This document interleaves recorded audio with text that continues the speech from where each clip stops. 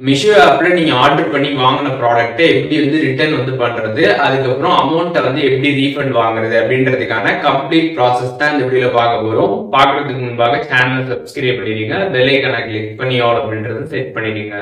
வீடியோக்குள்ள போகலாம். மிஷோ ஆப் வந்து ஓப்பன் பண்ணிடுங்க. ஓப்பன் பண்ணிட்டு கீழே பார்த்தீங்கன்னா மை ஆர்டர்ஸ் அப்படின்ற ஒரு ஆப்ஷன் இருக்கும். அந்த ஆப்ஷன் கிளிக் பண்ணிட்டு இதில் பார்த்தீங்கன்னா நீங்கள் ஆர்டர் பண்ண ப்ராடக்ட்ஸ் எல்லாமே இருக்கும்.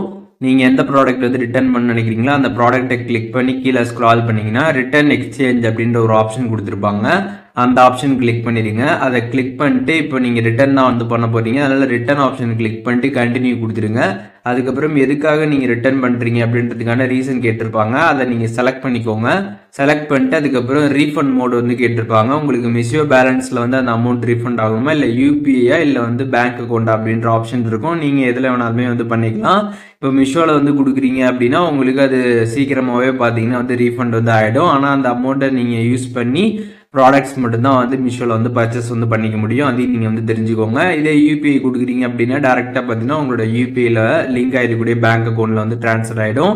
இதுவே நீங்கள் டேரெக்டாக பேங்க் அக்கௌண்ட் கொடுக்குறீங்க அப்படின்னா பேங்க் அக்கௌண்ட்டுக்கு பார்த்தீங்கன்னா வந்து அமௌண்ட் வந்து ட்ரான்ஸ்ஃபர் ஆகிடும். இப்போ யூபிஐ நீங்கள் கொடுக்குறீங்க அப்படின்னா யூபிஐ நீங்கள் கிளிக் பண்ணி உங்களோட யூபிஐ ஐடி என்டர் பண்ணி வெரிஃபை பண்ணுற மாதிரி இருக்கும். அதே மாதிரி பேங்க் டீட்டெயில்ஸும் நீங்கள் என்டர் பண்ணி வெரிஃபை பண்ணுற மாதிரி வந்து இருக்கும். உங்களுக்கு எந்த ரீஃபண்ட் மோடு வேணுமோ அதை பார்த்து நீங்கள் கரெக்டாக செலக்ட் பண்ணிக்கோங்க. செலக்ட் பண்ணிட்டு அதுக்கப்புறம் கீழே பார்த்தீங்கன்னா கண்டினியூ ஆப்ஷன் இருக்கும். கண்டினியூ கிளிக் பண்ணதுக்கப்புறம் பார்த்தீங்கன்னா ரிட்டர்ன் ரெக்வஸ்ட் சப்மிட்டட் அப்படின்ற மாதிரி வந்துடும். இப்போ செக் ஸ்டேட்டஸை நீங்கள் கிளிக் பண்ணி பார்த்தீங்க அப்படின்னா உங்களுக்கு எப்போ அந்த ப்ராடக்ட்டை வந்து பிக்கப்புக்கு வந்து வருவாங்க, அதுக்கப்புறம் எப்போ உங்களுக்கு அமௌண்ட் ரீஃபண்ட் ஆகும் அப்படின்றதுக்கான கம்ப்ளீட் டீட்டெயில்ஸ் எல்லாமே வந்து கொடுத்துருப்பாங்க.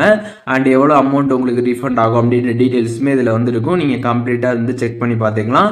உங்களோட மிஷோ ஆப்பில் மை ஆர்டர்ஸில் போயிட்டு நீங்கள் ரிட்டர்ன் அந்த ரெக்வஸ்ட்டை நீங்கள் கிளிக் பண்ணி அதில் ஸ்டேட்டஸ் எல்லாமே நீங்கள் பார்த்துக்க முடியும்.